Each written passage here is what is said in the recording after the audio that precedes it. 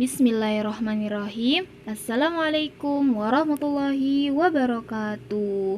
Selamat pagi, siang, sore, atau malam untuk anak solih dan solihah yang menyaksikan video ini.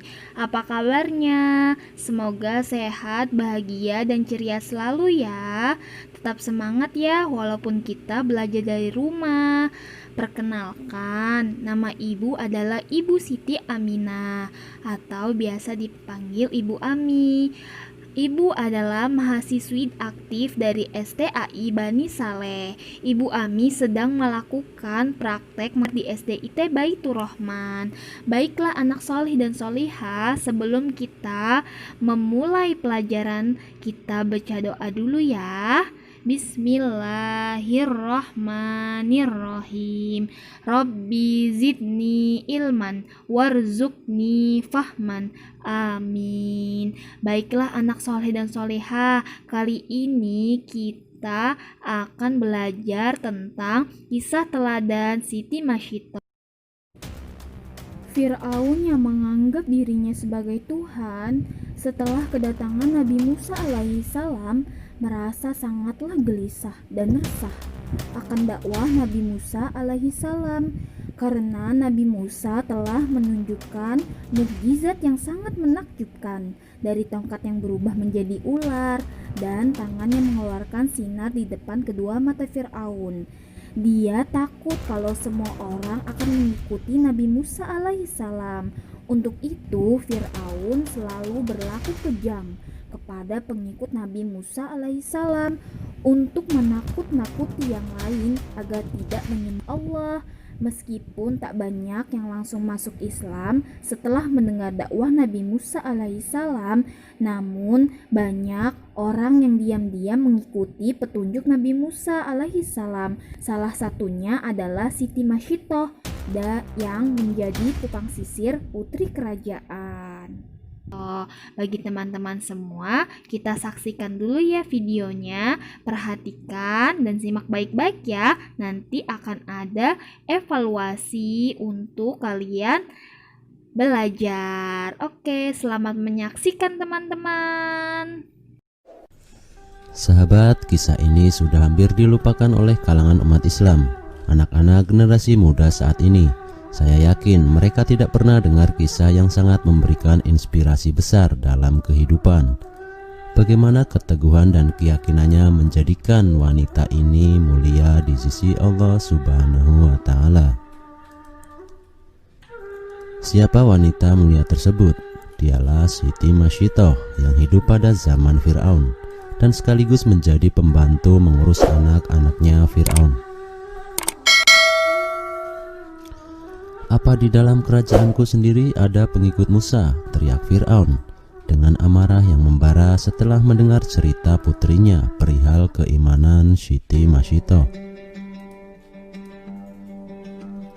Hal ini bermula ketika suatu hari Siti Mashittah sedang menyisir rambut putri Fir'aun. Tiba-tiba sisir itu pun terjatuh. Seketika Siti Mashittah mengucap astagfirullah, sehingga terbongkarlah keimanan Siti Mashittah yang selama ini disembunyikannya. Baru saja aku menerima laporan dari Haman, menteriku, bahwa pengikut Musa terus bertambah setiap hari. Kini pelayanku sendiri ada yang berani memeluk agama yang dibawa Musa. Kurang ajar si Mashittah itu, umpat Fir'aun.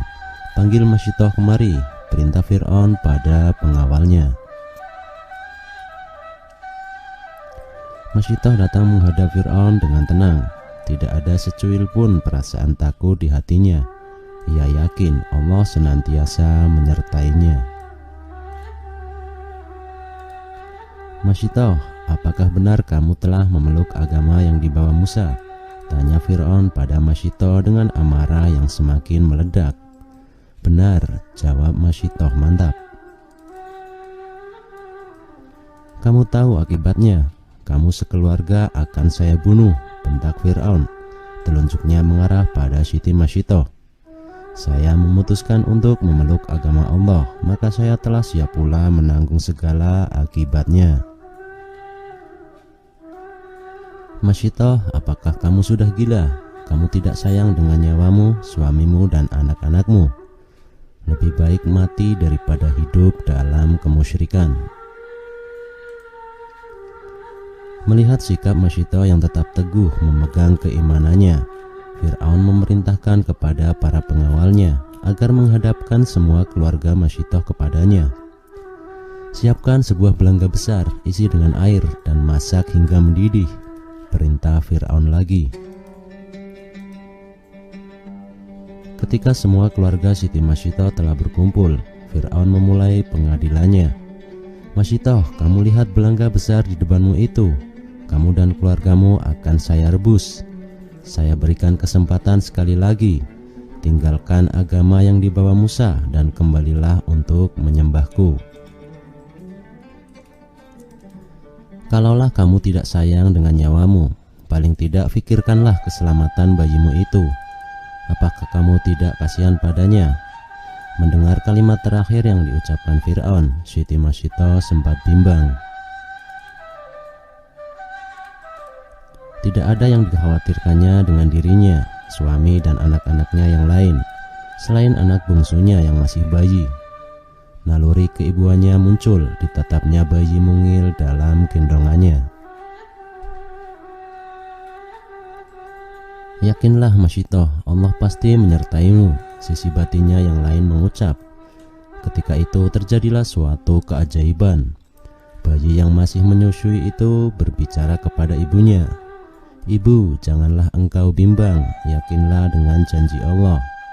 Melihat bayinya dapat berkata-kata dengan fasih, menjadi teguhlah iman Siti Masyitoh. Ia yakin hal ini merupakan tanda bahwa Allah tidak meninggalkannya. Allah pun membuktikan janjinya pada hamba-hambanya yang memegang teguh atau istiqomah keimanannya. Ketika Siti Masyitoh dan keluarganya dilemparkan satu persatu pada belangga itu, Allah telah terlebih dahulu mencabut nyawa mereka, sehingga tidak merasakan panasnya air dalam belangga itu. Demikianlah kisah seorang wanita solehah bernama Siti Masyitoh yang tetap teguh memegang keimanannya walaupun dihadapkan pada bahaya yang akan merenggut nyawanya dan keluarganya. Ketika Nabi Muhammad SAW Isra dari Masjidil Haram di Mekah ke Masjidil Aqsa di Palestina, beliau mencium aroma wangi yang berasal dari sebuah kuburan. Kuburan siapa itu ya Jibril? Tanya baginda Nabi. Itu adalah kuburan seorang wanita solihah yang bernama Siti Masyitoh, jawab Jibril. Mengamalkan ketabahan dan kesabaran ketika mendapat cobaan dari Allah Subhanahu wa Ta'ala. Sabar adalah rela menerima sesuatu yang tidak disenangi dengan rasa ikhlas serta berserah diri kepada Allah Subhanahu wa Ta'ala. Alhamdulillah, gimana teman-teman? Filmnya seru dan asyik? Alhamdulillah, semoga bisa bermanfaat ya buat teman-teman semua. Jadi, rangkuman pada kisah teladan kisah Masyitoh ini adalah yang pertama, kita harus berbuat tabah dan sabar apabila mendapat cobaan dari Allah Subhanahu wa Ta'ala. Yang kedua, orang yang beriman pasti selalu berbuat tabah dan sabar.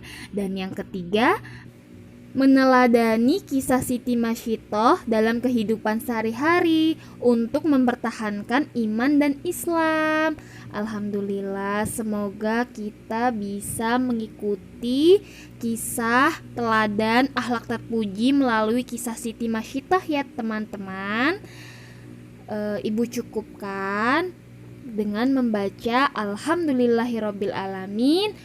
Akhiru kalam, wassalamualaikum warahmatullahi wabarakatuh.